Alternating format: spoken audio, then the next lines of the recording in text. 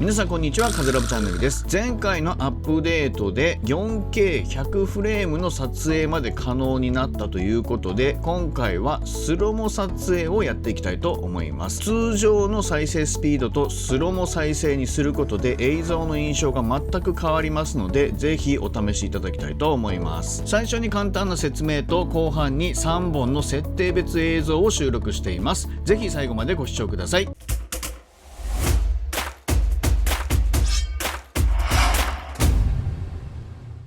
編集する際のプロジェクト設定を30フレームとした場合、100フレームで撮影しているので、このクリップを 30% まで落としてもコマ落ちすることなく再生することができるということになります。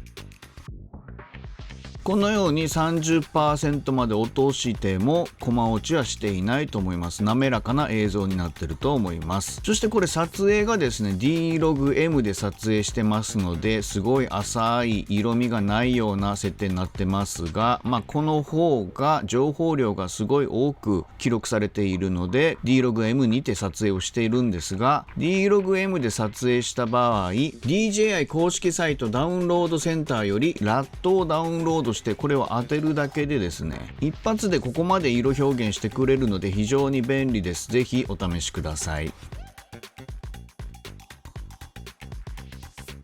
というわけで本日は3本の動画を用意しました。最初がスロモ再生での編集動画、そして通常の再生スピードでの編集動画、最後にカズラボらしさのある編集動画、すべて同じクリップを使って編集してますので、その違いをご覧いただければと思います。